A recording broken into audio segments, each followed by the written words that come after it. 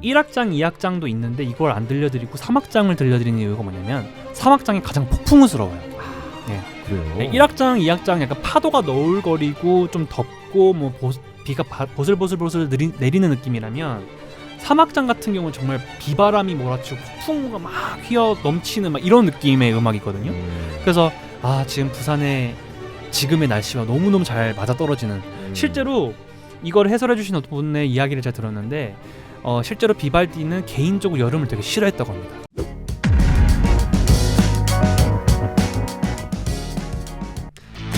자, 이슈를 음악으로 이해하고 공감하는 시간입니다. 이슈앤뮤직 이어가죠. 오늘도 강현민 작곡가와 함께합니다. 작곡가님 안녕하세요. 네, 안녕하세요. 네, 오늘은 어떤 이슈와 음악 갖고 오셨습니까? 사실 좀 지난 2주 정도 제가 이제 같이 또 방송 같이 하면서 네, 클래식 음악이랑 좀 연관된 이슈들을 많이 소개를 해드렸잖아요. 그렇죠. 근데 좀 제가 많이 놀랐던 게 이번에 조회수가 좀 많이 나오더라고요. 맞아요. 그래서 저 놀라서 네. 와, 클래식 음악에 대한 관심들이 참 많으시구나. 그래서 이런 것들에 대해서 좀 말씀을 드리고 싶었어요. 그래서 앞전에는 저희가 뭐 이 클래식 음악 작곡가들도 자기가 어떤 지역, 유럽의 어떤 동네에 사느냐에 따라서 그 음악의 성향이랑 뭐 스타일이 좀 달라진다 이런 얘기를 했었고, 네. 그다음에 또 콩쿨, 이 콩쿨이라는 개념과 그리고 우리나라의 뭐 탑 10%와 나머지 90%의 연주자들의 뭐 생활을 비교해보는 이런 시간도 가졌었는데, 그렇죠. 너무 너무 관심을 많이 가주셔갖고 오늘도 이어서 이제 클래식 음악이라는 무엇이고 또 이 현대인들에게 또 어떤 의미를 줄 수 있을지 이렇게 다시 한번 좀 생각해보고 재미있는 약간 역사 이야기도 좀 섞어서 한번 소개를 해볼까 생각을 해봤습니다. 네, 사실 클래식 음악이라고 하면 시대를 초월해서 사랑을 받고 있는 음악이다라고 생각할 수 있는데 저는 개인적으로 또 제 친구분들이나 지인들을 보면 클래식이라고 했을 때 조금 어려운데? 진입 장벽이 높은 거 아닌가? 라는 생각이 들기도 하거든요. 네네네. 어떻게 접근해야 될까요? 이거를 일단은 뭐 역사적으로 한번 풀어보면은 조금 더 이해가 되지 않을까 싶어요. 네. 막상 클래식 음악이다라고 하면은 이 무섭거나 두려움을 느끼시는 분들 입장에서는 보통 그 이유가 네. 음악이 뭐 어렵다라기보다도 이제 왜 클래식 음악인가, 이 클래식 음악이란 무엇인가에 대해서 이제 제대로 소개를 받지 못한 그런 기회가 없어서 그렇지. 그렇게 생각하시는 분들이 많을 거라고 생각을 해요. 네. 그래서 조금 이제 소개를 해드리고 싶은데, 이 클래식 음악이 보통 이제 우리가 어떻게 얘기하냐면은 이 시대를 초월해서 사랑받고 있는 음악이라고 우리가 표현을 하거든요. 네. 근데 이게 참 신기한 게 그 어원도 그 뜻 그대로입니다. 그래서 이제 무슨 뜻이냐면 고전적이라는 그 단어 자체도 그렇죠. 시대를 초월해서 이게 비록 뭐 500년 전, 600년 전에 만들어진 음악이라 하더라도 지금까지 그 가치가 인정이 되고 지금까지 사람들이 사랑하는 것, 이것을 이제 고전적이라고 하는데, 이 고전 음악, 클래식 음악이 바로 그런 거라는 거죠. 근데 이제 클래식 음악을 조금 더, 클래식이라는 단어의 그 어원에 대해서 조금 더 말씀을 드리자면은, 네. 이제 고전적이라는 뜻이 나오기 전에 더 거슬러 가면 이제 로마 시대까지 올라가요, 유럽에. 네. 근데 로마 시대에는 사실 뭐가 되게 중요했냐면은 이 함대들이 되게 중요했습니다. 전함들, 바다를 누비는 함대, 전함들.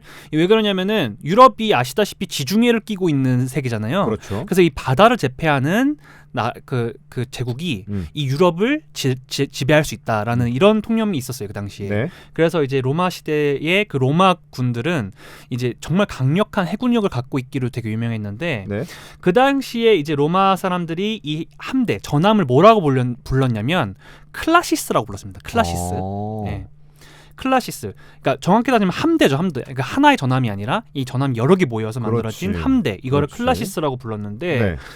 또 어떤 단어가 있었냐면은 클라시쿠스라는 단어가 있습니다. 네. 자, 이제 이게 무슨 차이냐면은 이 클라시스는 이제 이게 이 전함이라는 게 그 당시에 어떤 식으로 운영이 됐냐면, 뭐 지금 우리나라처럼 뭐 정부가 돈을 줘서 우리 배를 하나 만드십시오, 건조를 하십시오, 이렇게 해서 정부가 돈을 대줘서 뭐 만드는 게 아니라, 네.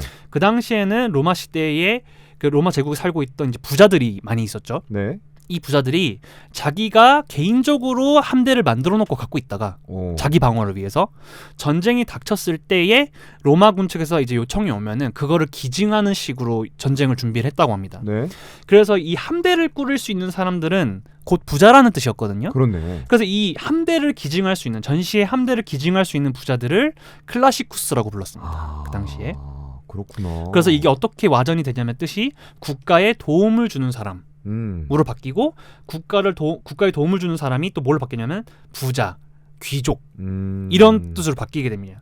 그래서 점차 이제 이 클라시쿠스라는 단어가 계속 쓰여지고 시간이 지나면서 점차 귀족들을 위한 귀족의라는 이제 단어로 바뀌기 시작했고, 클래시컬 음악, 뮤직이라는 단어가 나왔을 때는 이제 귀족들이 듣는 음악, 네, 부자들이 듣는 음악, 이런 식으로 의미가 계속 바뀌어 나간 거죠. 네. 네. 그래서 이게 참 어원이 신기한 것 같아요. 그래서 근데 이제 우리가 한 가지 착각하시면 안 되는 게 뭐 꼭 부자들만 들을 수 있는 음악이었다고 해서 이게 뭐 무조건 고급스럽고 무조건 뭐 멋지고 화려하고 아름답고 뭐 비싼 음악이라고 생각하시면 안 되는 게, 네. 그 당시에는 지금 우리가 살고 있는 사회 구조랑 조금 달랐기 때문에 네. 그 당시에는 음악 자체가 사실 부자들끼리만 즐길 수 있는 사실 사치였어요, 애초에. 그러니까 이제 그 사람들 사이에서는 대중음악 같은 거였던 거죠. 네. 그래서 오늘날 우리가 듣고 있는 뭐 고급스러운 음악이 아니라 오늘날 우리가 듣고 있는 대중음악과 비슷한 개념이었다라고 생각하시는 게 더 옳습니다. 그래서 그렇게 클래식 음악을 이해해 주시면 될 것 같아요. 그래서 그 당시에 네.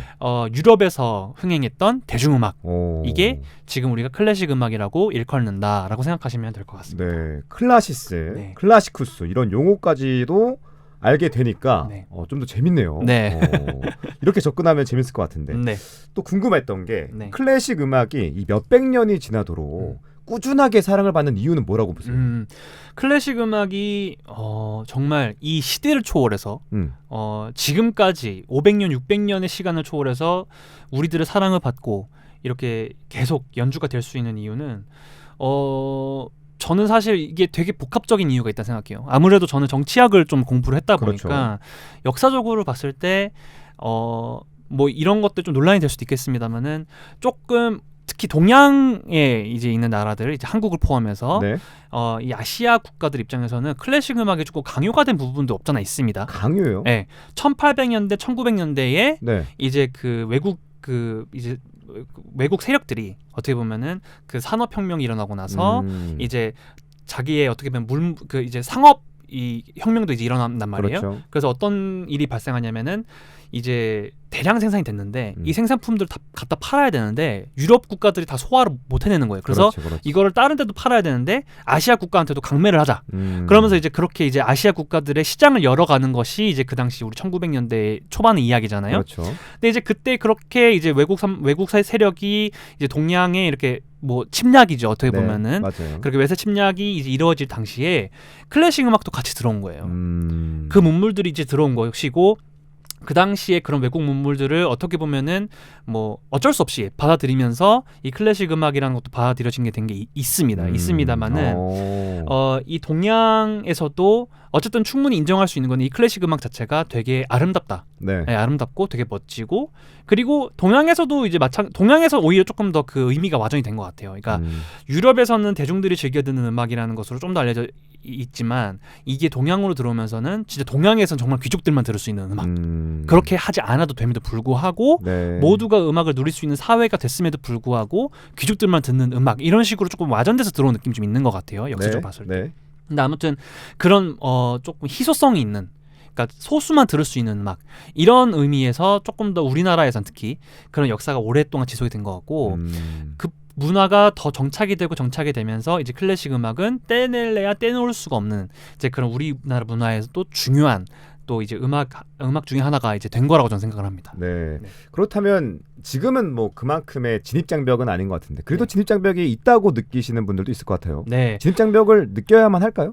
진입장벽이라는 것이 사실 만들어진 거죠, 그것도. 그러니까요. 네, 그래서 뭐 아까도 말씀드렸지만은 이제 이게 대중음악이라는 개념으로 접근해 봤을 때는 우리가 지금 뭐 예를 들어서 블랙핑크라든지 이 케이팝 음악을 듣듯이 이 클래식 음악도 정말 편하게 들을 수 있어야 되는데, 이제 이게 어떤 장소에서 뭐 공연을 올리느냐, 예를 들어서 무슨 엄청난 뭐 예술회관, 그러니까요. 뭐 웅장한 뭐 곳, 뭐 뭔가 턱시도를 입고 가야 될 것 같고 뭔가, 그리고 이제 그런 것들을, 그러니까 그런 진입장벽이 보통 어디서 발생하는 거 같냐면은 이제 클래식 음악 공연을 우리가 들을 때 지켜야 되는 에티켓이라든지 예절 때문에 되게 어려워하시는 것 같아요. 예를 들어서 뭐 우리가 곡 하나를 들을 때 곡이 보통 3가지 악장으로 구성이 돼 있거든요. 네. 클래식 음악은.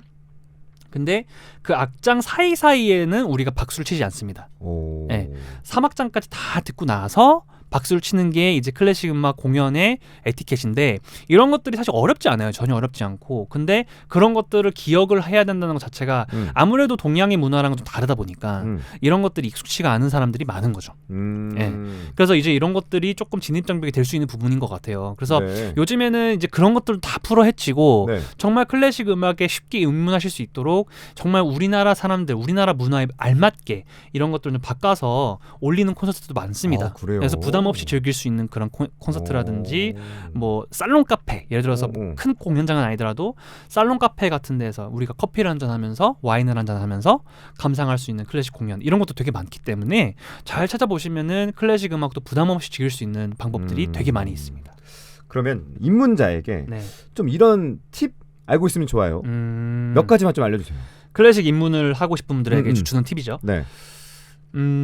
이게 저는 장르별로 나누는데 저는 개인적으로 신비로운 음악을 되게 좋아합니다. 신비로운 음악. 예. 네. 이게 클래식 음악이라고 해서 다 모차르트스럽고 다 베토벤스럽고 그런 게 아니에요. 네. 되게 신비롭고 어떻게 보면 영화 음악 쪽으로 뭐 분석을 하자면은 약간 판타지 영화 같은 그런 데서 나올 법한 음악도 클래식 음악으로 우리가 쳐주는 게 있고, 예, 그런 것들이 있는데 예를 들어서 드뷔시의 기쁨의 섬이라는 이제 음악이 있습니다. 이게 피아노 곡인데 이 곡 같은 경우에는 피아니스트 사이에서는 뭐 꼭 한 번씩 쳐봐야 되는 곡이기도 하고 너무너무 유명한 음악이에요. 그래서 그거 들어보시면은 되게 신비롭고 되게 아름답고 되게 황홀한 느낌입니다.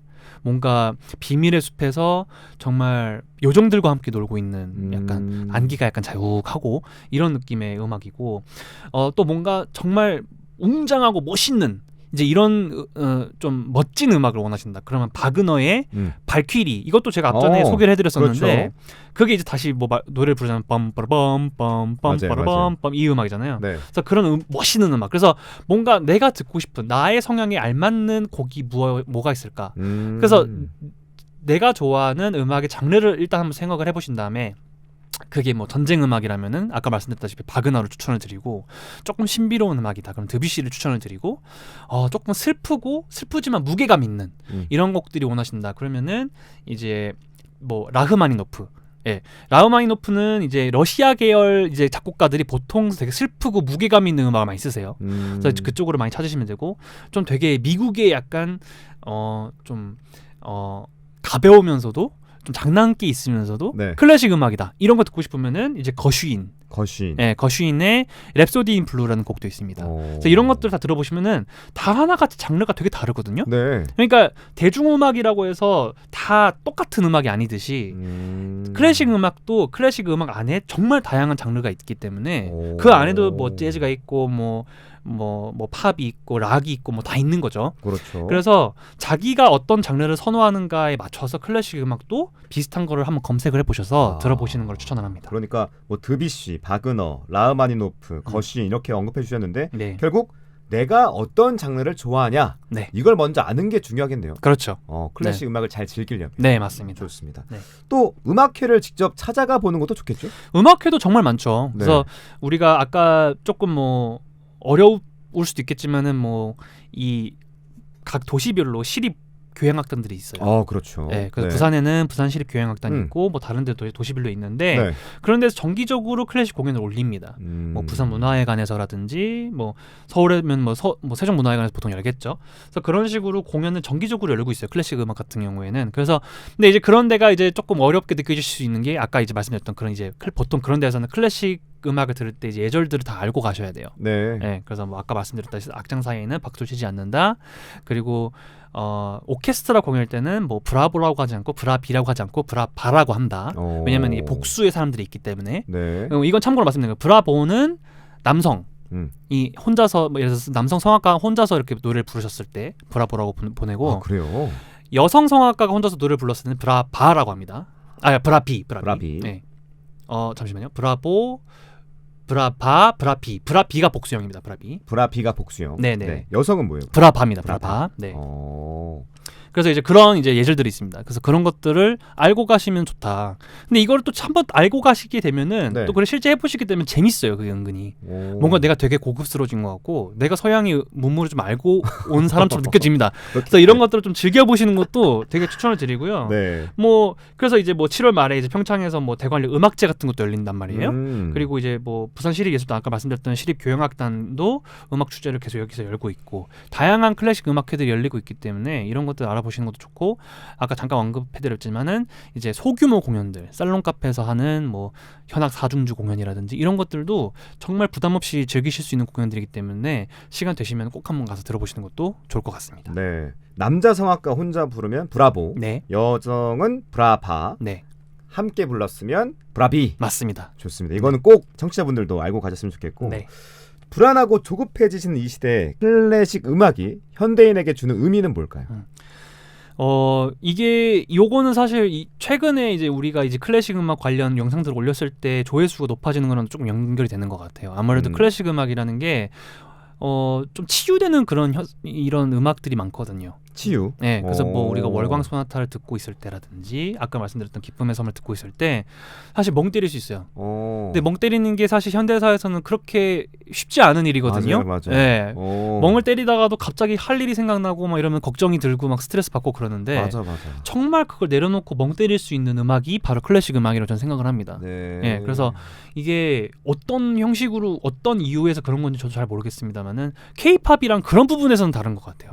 K-팝은 예를 들어서 되게 사람 신나게 하고 되게 정말 흥을 돋구는 이제 맞아요. 그런 음악인 반면에 클래식 음악 같은 경우에는 되게 사람을 차분하게 만들고 그 다음에 멍 때리게 해주는 그러니까 우리가 약간 캠프 갔을 때 이렇게 불 떼어놓고 이렇게 바라보고 있는 그런 느낌을 들게 해주는 되게 치유가 되는 그런 음악이란 말이죠. 네.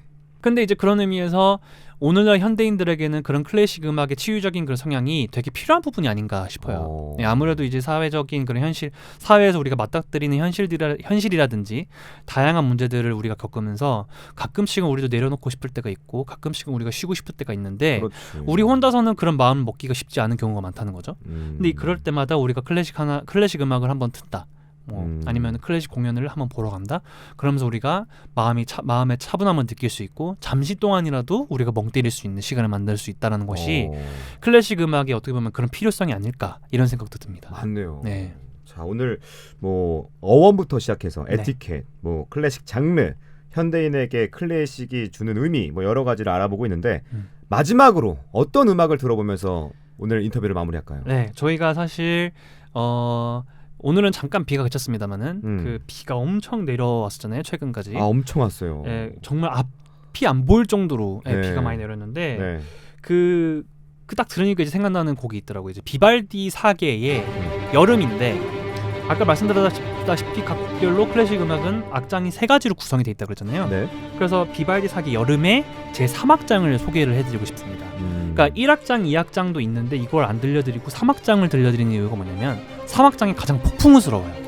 네. 그래요. 네, 1악장, 2악장 약간 파도가 너울거리고 좀 덥고 뭐 비가 보슬보슬 내리는 느낌이라면 3악장 같은 경우는 정말 비바람이 몰아치고 폭풍우가 막 휘어 넘치는 막 이런 느낌의 음악이거든요.